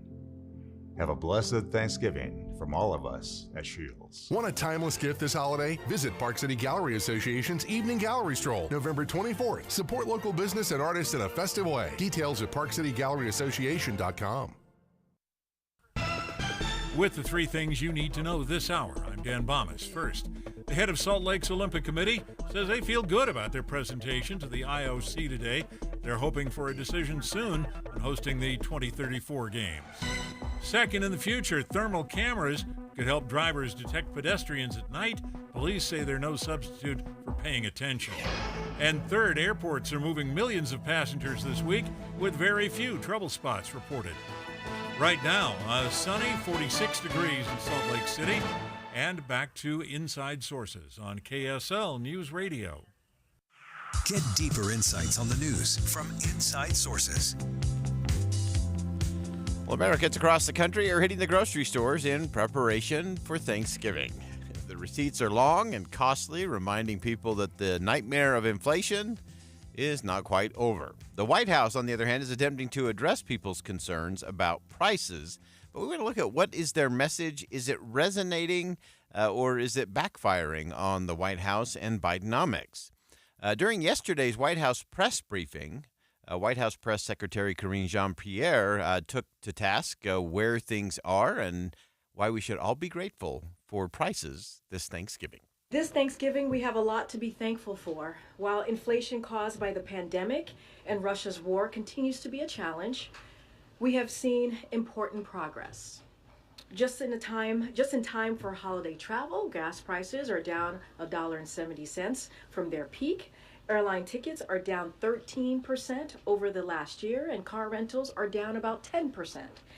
And as we start preparing our Thanksgiving meals, grocery inflation is at its lowest level in over 2 years, with prices for eggs, milk, bacon, and fresh veggies lower than last year. In fact, according to the American Farm Bureau, the cost of a Thanksgiving dinner fell this year. Prices are down for turkey, stuffing, peas, cranberries, pie crust, and whipping cream. We had a big discussion about whipping cream in the back. I'm not quite sure where to go with that, but that was Press Secretary Karine Jean-Pierre. She didn't say how much each of those items were down, other than that they were just down from last Thanksgiving. And we should be happy for that. We should be thankful for that, for sure. And it's always interesting. Gas prices, of course, are down a little bit because it's winter, and the cost of the kind of gas that we use during the winter months is actually a little bit lower. Prices are rising slower, and that's an important distinction. We call this disinflation. They're not necessarily dropping quickly, but they are rising more slowly. You might have to listen to that backwards to actually figure out what that means and why we should celebrate. Prices are still going up. They're just going up less fast. Put that in your Thanksgiving list there. All right, so what does this all mean, and how is the White House trying to spin all of this to make the American people feel a little bit better about it? There was a recent YouGov poll asking people what they think is the best indicator of how the economy is doing. We had Olivier Knox from the Washington Post on the show, and he broke it down for us this way. 15% said jobs, which is what, of course, President Biden has been focusing on. He's been pounding away at the jobs numbers since January of 2021. But that's just 15% of Americans say that's the most important indicator. 57% said the price of goods and services is the best measure for how the national economy is doing. Well, price of goods and services, of course, we're looking at inflation. Inflation has been high on Biden's watch. So Biden is promoting something, excellent job growth, that most Americans do not associate directly with how is the economy doing. And that's really his biggest disconnect. That's really his biggest problem. And so that is the biggest problem for President Biden is he's talking about something that is good. Make no mistake about it. The jobs numbers are good. There's a lot of things in the economy that are good that we should tout. But the challenge for the president is he continues to tout Bidenomics in areas that the American people just aren't feeling. So as Olivier Knox shared with us, he said, look, only 15% think that jobs are the right indicator that the economy is doing well. And I would add to that, doing well for them, because it's what happens around the kitchen table. It's what happens in homes all across the country. 57% of Americans say it's the price of goods and services. Why? Because we are consumers. And that's the grand disconnect that the White House continues to have with the American people, is they're touting things as a success that are disconnected from the lives of the American people. And so it's an interesting dance that the president and the White House have to do. In my conversation with Olivier Knox from the Washington Post, he went on to talk about this in a little more fine point kind of way, talking about the fact that we have to stop treating the American people as if they were economists, because they're not. The American people are consumers, and so those prices do actually matter in the end. The macroeconomists are saying, wow, great, prices are increasing at a slower rate, right? There's disinflation. That's super. But consumers are looking at just absolute prices, and they're noticing that prices are higher than they were when Biden took office. They're looking for deflation, which by the way, we don't want that. But they're looking for deflation, and so that's another part of the disconnect here with the Biden message. He can talk about disinflation. Prices are not increasing as quickly. But people still think, oh, God, eggs, bacon, coffee, those are all more expensive than they were before Biden took over. Great perspective from Olivier Knox. This is important for all of us to figure it out. The American people have a really great spidey sense. Like they get it because they live it. So they know what's actually going on. And so I appreciated Olivier really walking us through what is going on and why the economists are all excited, because we're just experiencing that disinflation, which, again, things are still going up, but they're going up slower, as opposed to deflation, which is what the American people want in terms of that absolute cost on the turkey, the absolute cost on gas, the absolute cost on a house and a mortgage. And those are the things that are just completely disconnected from what the White House is saying to what the American people are living. And so that's going to continue to be the test. And so the president's going to have to sort that out. The messaging's going to have to match what the lived experience is if they really want the American people to be thankful for the economy rolling into not just Thanksgiving, but into the holiday shopping season and into the new year. And, of course, a very big 2024 election cycle. So we're going to continue to keep our eye on all of that. And, of course, as we go through the Thanksgiving week this week, there is indeed a lot to be thankful for. And there are things the president should be touting. I want to be very clear there. In terms of the jobs numbers, we should celebrate that. There are other components to the economy that are very good things and hopefully will produce great results for the American people down the line. And we also have to be realistic in terms of what is happening in your home and my home, our neighborhoods, our community, and all across the country. And that is that we are still just in this disinflation, which it's hard to cheer. It's hard to cheer for something that is still going up and costing more, even if it's doing it at a slower rate. That doesn't help balance the checkbook. It doesn't help make sure you got enough money in the bank account to pay the bills and to make it all the way to the end of the month. And so we have to have a different kind of conversation if we're going to start solving those kinds of problems and those kinds of challenges. So we'll watch all of that. The president will continue to say, be thankful. And there is much to be thankful for beyond the monetary and the economics of it all.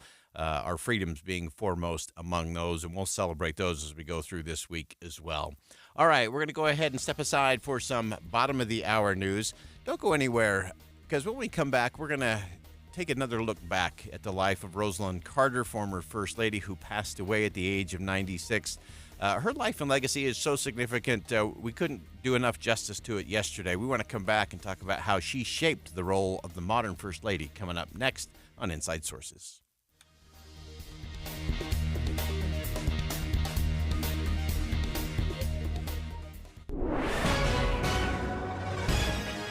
It's 2:30 at KSL News Radio. I'm Dan Bomas. KSL's top local story this hour. A new tool to help prevent pedestrian crashes is emerging, thermal imaging cameras. And Lieutenant Cameron Stiver with the Ogden City Police Department says it could be helpful, but it's not a replacement for personal attention. The further we get away from human error, the more we're relying on technology. And sometimes that technology is good, but it's not the best. We will start pulling our attention away from driving and into other things. He says depending on just heat signatures could be dangerous because they could show anything from another car on the way to a raccoon. The third lawsuit has now been filed against the anti-sex trafficking nonprofit Operation Underground Railroad. Like the previous legal action, it names founder Tim Ballard. But for the first time, this lawsuit directly accuses one of Ballard's close associates of participating in the so-called couples ruse tactic. Ballard had previously denied that tactic went too far. 8 people have now come forward with legal claims against Ballard and OUR. Our top national story this hour from ABC News. The ongoing strikes and counterstrikes continue between the U.S. and Iranian-backed militants in Iraq and Syria. ABC's Andy Field has the latest. The Pentagon reporting U.S. forces overnight struck back at Iranian-supported militants in Syria after those militants attacked a U.S. airbase. A U.S. military AC-130 aircraft in the area conducted a self-defense strike against an Iranian-backed militia vehicle. Pentagon spokesperson Sabrina Singh saying the U.S. strike in Syria killed a number of Iranian-backed fighters. Andy Field, ABC News, Washington. Your money at this moment, the Dow Jones average closing the trading day now down 62 points. The NASDAQ was down 84. The S&P 500 was down 9 today. And our KSL weather, just a beautiful day for driving wherever you're going. That's next. KSL News Time 2:31. Early mornings can be hard enough, just getting yourself going. We try to make it a little easier with news and weather from comfortable, trusted anchors and reporters. Join us on Utah's Morning News between 5 and 9 on KSL News Radio. When it comes to making plans, you are the best. What about those round trips that you plan in advance, which are perfect on your way there and perfect on your way back? Or those meetings with friends for which you make a group chat 3 months before so that nobody or anything is missing. Or your daughter's first birthday party. You planned it with such dedication that instead of the first, it felt like our 15s. The same way you plan each detail for those moments. Start planning to protect you and your loved ones from a natural disaster. Sign up for local weather and emergency alerts. Prepare an emergency kit, and make a family communications plan. Protecting your family is the best plan you can make. Get started at ready.gov/plan. Brought to you by FEMA and the Ad Council. I'm Dr. Stork. Eggs are a staple in our diets, and there's only one egg with more delicious farm fresh taste plus superior nutrition. Eggland's Best. With more vitamins, including 6 times more vitamin D and 10 times more vitamin E, plus 25% less saturated fat than ordinary eggs. Available in so many delicious varieties: classic, cage-free, and organic. Eggland's Best. Better taste, better nutrition, better eggs. The holiday season is right around the corner, so give the gift that's hard to wrap but easy to give. Give them a Stihl. With powerful trimmers, blowers, and chainsaws to place under the tree, the Stihl Holiday Gift Guide has something for everyone. Save $40 on the HSA 45 battery-powered hedge trimmer. Visit your local Stihl dealer or go to stihlusa.com/gift guide. real steel. Find yours. Now $99.99 was $139.99 MSRP. Offer valid for a limited time only at participating dealers while supplies last. Cypress Credit Union has got the ease and expertise for all your business needs. Ask Cypress about payroll and HR resources, payment processing systems, lending needs, and more. Visit cypresscu.com. Traffic and weather together, brought to you by Granite Credit Union's new Dividend Plus checking account. Here's Ricky Meeks. Well, now we have an accident northbound I-15 about 4500 south to the left. That's in addition to the crash we have on northbound I-15 after 33rd south to the right. And that means we have slowdowns from Murray all the way to 2100 south. Eastbound I-80 seeing delays from about 9th east to 2300 east due to roadwork and an earlier accident. Witness the magic of the Nutcracker opening December 8th with the timeless music of Tchaikovsky, performed live by the Ballet West Orchestra. Tickets at balletwest.org. Ricky Meese in the KSL Traffic Center. KSL weather, sunny today and tomorrow, highs in the upper 40s. A storm moves into Utah Thursday afternoon. Friday, we could see snow down to the valley floors. Then Saturday and Sunday, dry but cold with highs only in the 30s. Right now, sunny, 46 degrees. I'm Dan Bomas, KSL News Radio, 102.7 FM, 1160 AM, and KSLNewsRadio.com. Utah's news, traffic, and weather station.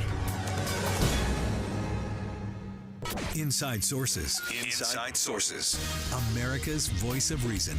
Boyd Matheson on Utah's home for elevated conversation. Inside Sources on KSL News Radio. Well, yesterday on our show, we paid a tribute to the life and legacy of Rosalynn Carter, former First Lady of the United States, whose strength and charm and advocacy left a long and storied legacy for all who have followed in her footsteps. And we want to go beyond the headlines of all of that and dig in just a little bit deeper as we examine and honor her time, not just in the White House next to President Jimmy Carter, but how she was instrumental in both shaping the role of the modern first spouse or first lady, but also what she did beyond the White House in terms of advocacy and making a difference in the world. And we're really pleased to have joining us on the program today Peter Baker, is the chief White House correspondent for the New York Times, covering President Biden and his administration. And Peter, you had a fabulous piece on Mrs. Carter and how she did shape the role of the modern first lady. Well, she did. Thank you for having me. Really, we think about Eleanor Roosevelt or Hillary Clinton, but Rosalynn Carter really deserves a lot of attention for how she transformed that position. Until she came along, nobody had done some of the things she had done. She created an office, a formal office of the First Lady with a dedicated staff of 18 people in the East Wing. She attended her husband's cabinet meetings. She attended national security briefings. She traveled the world to represent him, not just in ceremonial ways, but in substantive ways. She testified to Congress, only the second First Lady after Eleanor Roosevelt to do that. So she really had a much more front-leading role to play. And then most importantly of all, she was his most important confidant. He would say, I'm going to check that with Rosalynn before I make a decision. And people knew that she had, in fact, the last chance to influence his decision, whatever it would be. I think that really played a role in changing how future first ladies could operate if they chose to. Yeah, and I think that was so important. I think I even think her well-earned nickname of Steel Magnolia was wonderful, with both her Southern charm, overcoming some of that shyness, but also that steel-fisted and steel spine that I think helped her husband in a lot of different places and spaces. And one of the things you pointed out in your piece that I want you to unpack a little bit for us today was her role in what happened at Camp David with Egypt and Israel. She played a really crucial and intricate role in that. Well, she did. She was really one of the ones who came up with the idea of bringing Menachem Begin, the Israeli prime minister, and Anwar Sadat, the Egyptian president, to Camp David, and kind of like staying there until they could come up with a peace treaty. Remember, they had just been at war, Egypt and Israel, a few years before the 1973 war. And so this would have been a big, big breakthrough if they could make it happen. And she said to Jimmy Carter, she says, you should have him up there. And then she was there and took notes and gave him guidance and ideas and how to try to break down animosities between these two men and their two countries. And really, if it hadn't been for her, it's very possible we wouldn't have had that peace treaty. Yeah, and some of the accounts that I've looked at, I think they were planning on that to just kind of being a long weekend, maybe a 3 or 4 day adventure. I think it was ended up 12 or 13 days. But again, that intricate part that she played, she was very quick to observe, and I think that was something that she possessed that I think gave her husband, President Jimmy Carter, a lot of confidence, knowing that she was watching all the nuances of conversations and dynamics in the room that he might be missing.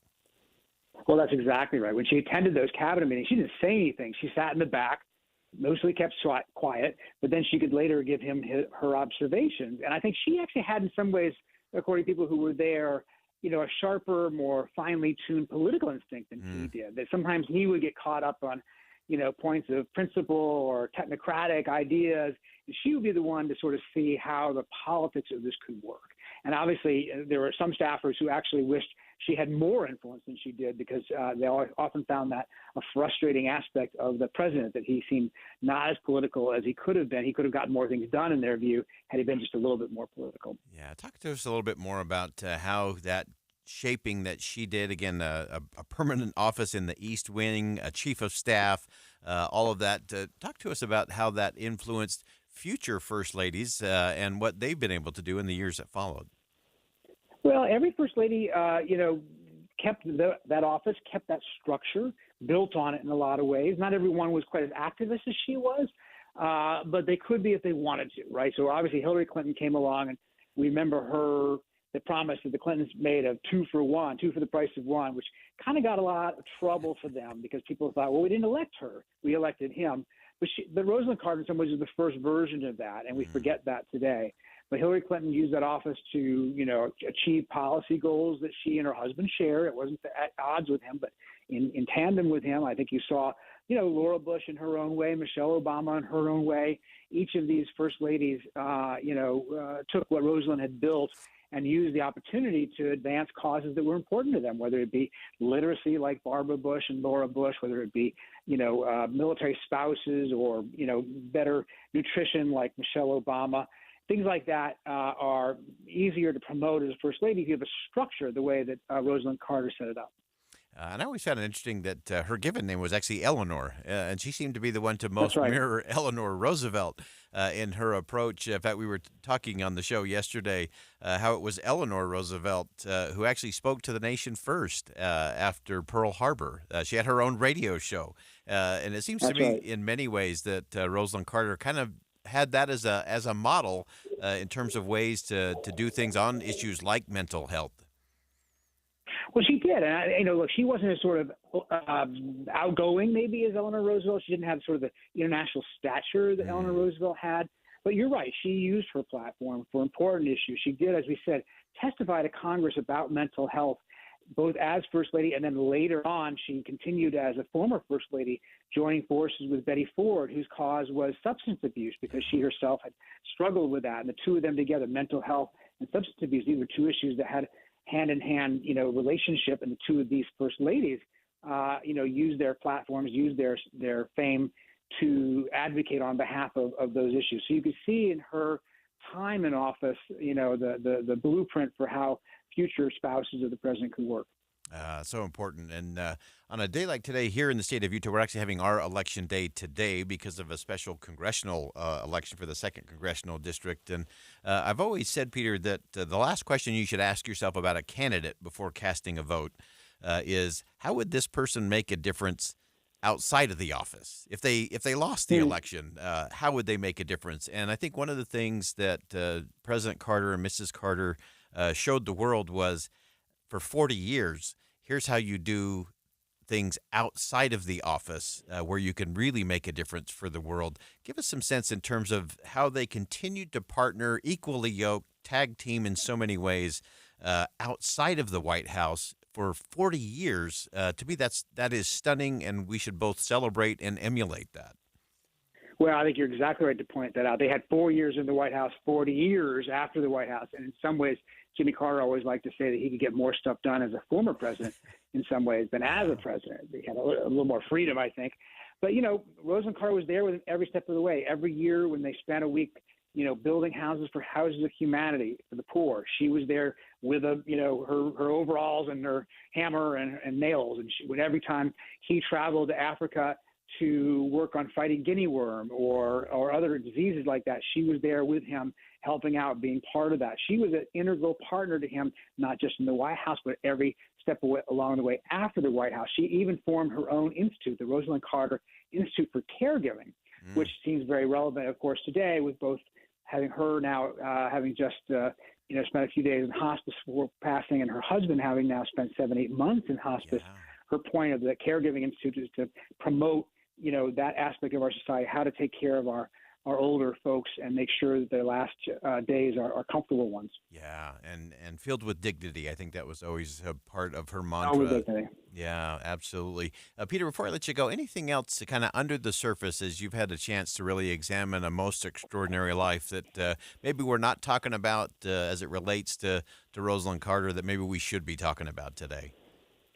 Well, the other thing, I think people have talked about it, I suppose, but their marriage lasted 77 years, and actually their relationship lasted every day of her life. In fact, Rosalind Carter was actually delivered by Jimmy Carter's mother, who was a nurse in Plains, Georgia. And Jimmy Carter's mother, Miss Lillian, brought Jimmy, who was then 3 years old, to see the new baby just 3 days after she was born. So Jimmy and Rosalind Carter literally knew each other in some way or another for 96 years. And their marriage, 77 years, was the longest of any presidential couple in history. And I think that's a remarkable thing. We talked about Eleanor Roosevelt, Hillary Clinton.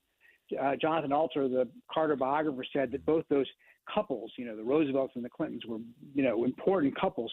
The Carters were different because they didn't even have the baggage of those couples. It was a loving marriage. There was never any issue of straying between them. They only were with each other for all this time. And I think that is, a remarkable love story in a country where we could use a little more love these days. Yeah, absolutely. Great perspective. And that's fascinating to think that all but 3 of her days she was connected with Jimmy Carter. That is fascinating and so powerful. And what a great model. Peter Baker's chief White House correspondent for the New York Times. A great piece that you should go check out on an extraordinary life and legacy. And Peter, thanks so much for making time for us today. Thanks for having me. Great to be with you. All right. Again, that's Peter Baker, chief White House correspondent for the New York Times, covers the Biden White House and administration. We'll step aside for one last break, come back with some final thoughts on Inside Sources here on KSL News Radio. Stick around.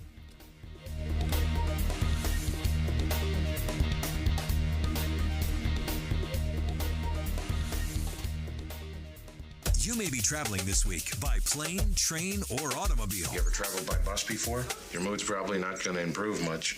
No matter how you travel, KSL will keep you moving in the rush to Thanksgiving. Get where you need to go, when you need to get there. Use traffic and weather together every 10 minutes on the 9s, mornings and afternoons on KSL News Radio.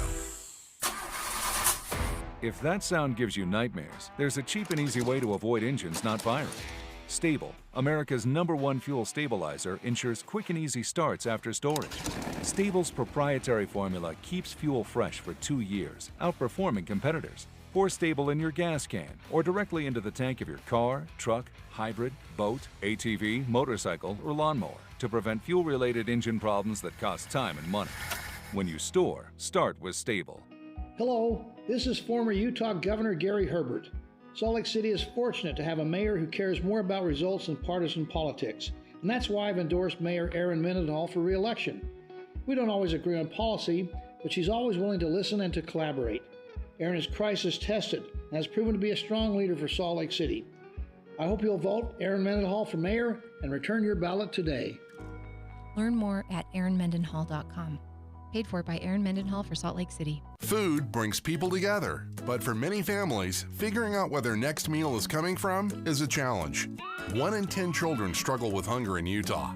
No one should have to go hungry, especially children. Macy's has partnered with local food banks for the 2023 Harvest of Hope food drive to help keep that from happening. From now through November 30th, you can help a family in need. It's easy. At the checkout, simply let your cashier know how much you would like to donate through Macy's Icon Drive. You can also purchase a prepackaged bag of food filled with the items that food banks need most. Every donation, regardless of size, makes a difference. If you prefer to shop online, you can donate to the Harvest of Hope this season from the comfort of your home by adding either of Macy's donation options to your online shopping cart at macys.com/online. If you'd like to track the progress of donations made toward the Utah Food Bank or learn more about Harvest of Hope, visit macys.com. Macy's, happy shopping. Fed Up Kitchen is Utah's premier healthy meal prep service, and their annual Black Friday BOGO sale is back and healthier than ever. Here's how it works.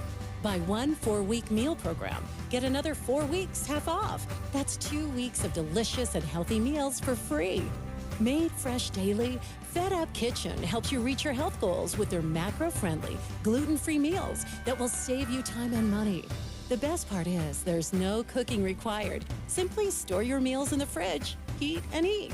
With the new year around the corner, there's no better time to start prepping your health goals for 2024 and set yourself up for success. So what are you waiting for?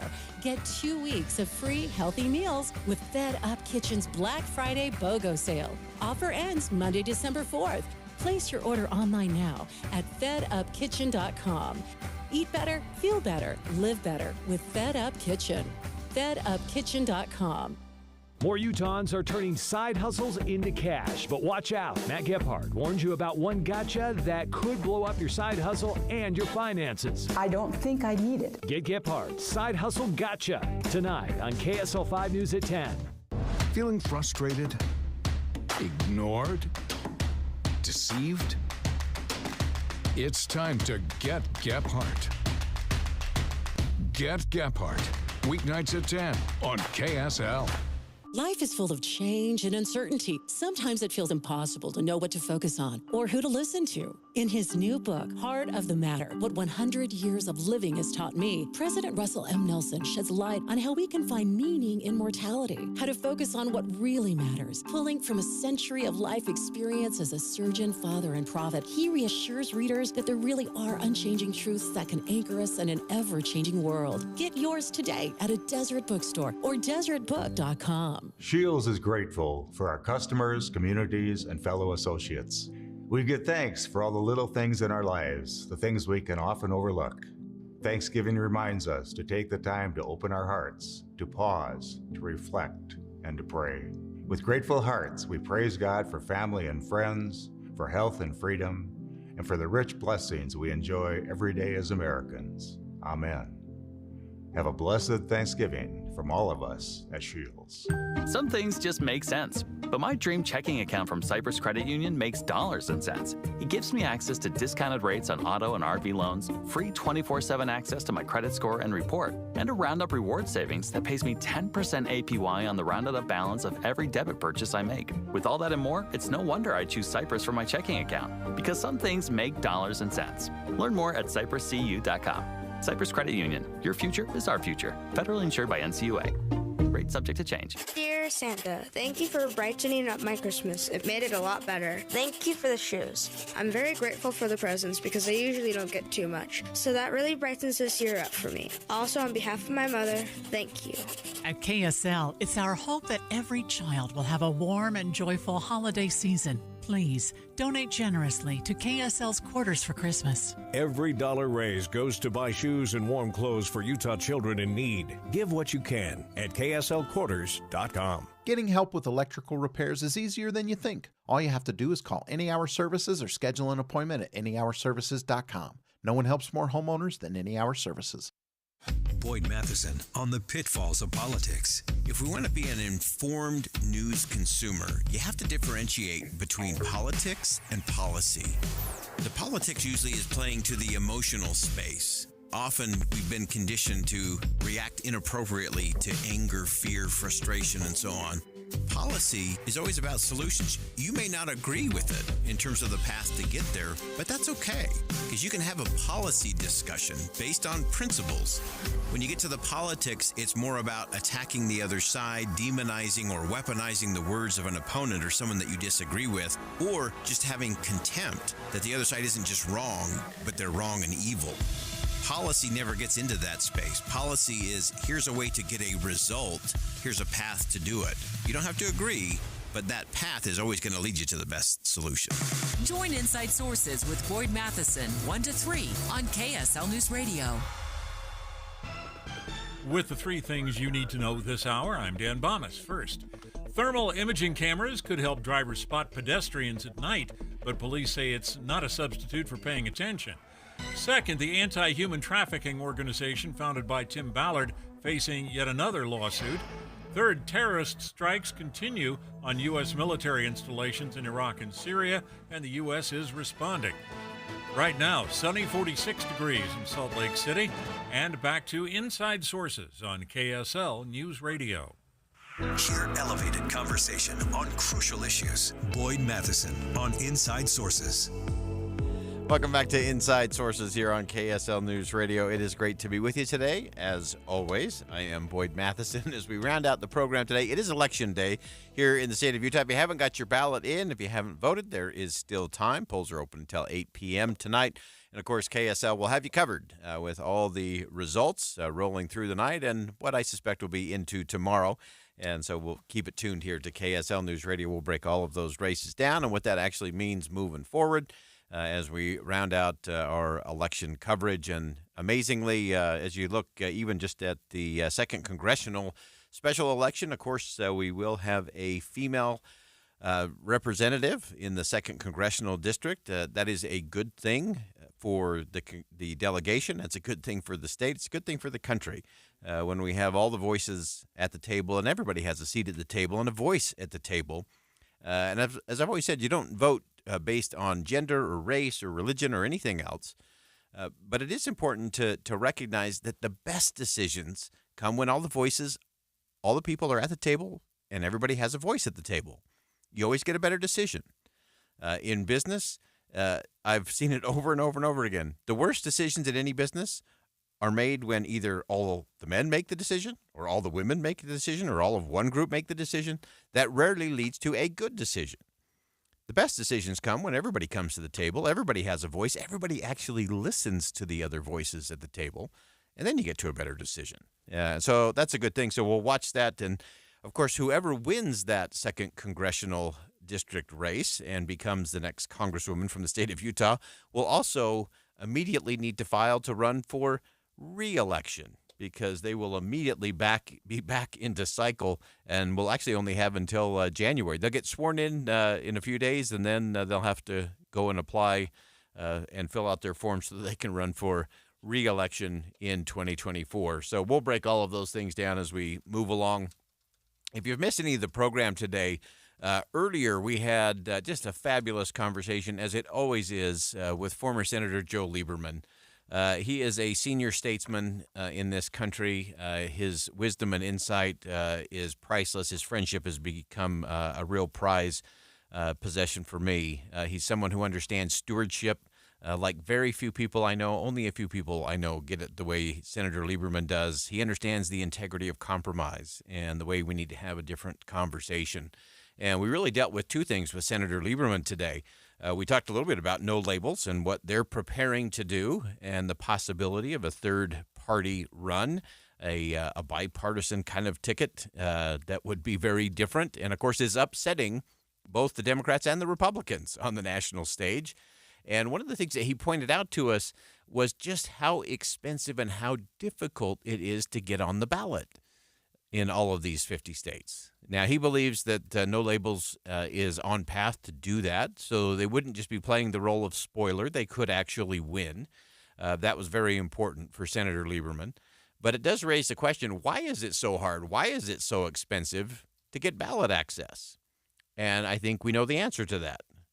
It is the Republicans and it is the Democrats, because it threatens their power base and their industrial complex that raises hundreds of millions of dollars every year. And they like it being a duopoly. Just having those 2 parties makes it really easy for both of them to raise money and to do the things that they want to do. Having a third party is a real threat. And so I think you're going to continue to see things ratchet up in criticism of No Labels and third-party candidates, whoever they might be. And so we'll watch all of that. We also had some great perspective from Senator Lieberman on what is taking place in the Middle East, and we're continuing to follow all of that as it relates to the hostages.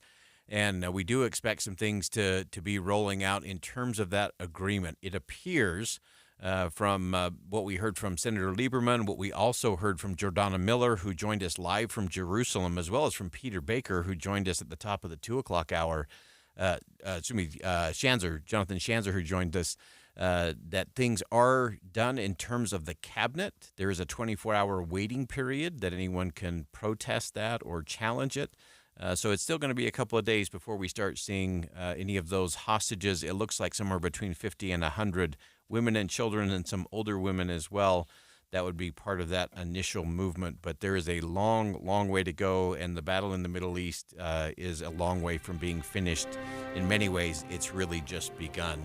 Well, that rounds out the program for us today here on Inside Sources. I'm Boyd Matheson. Thanks for joining us today. And as always, as you go out into the world today, make sure you see something that inspires, say something that uplifts, and do something today that makes a difference.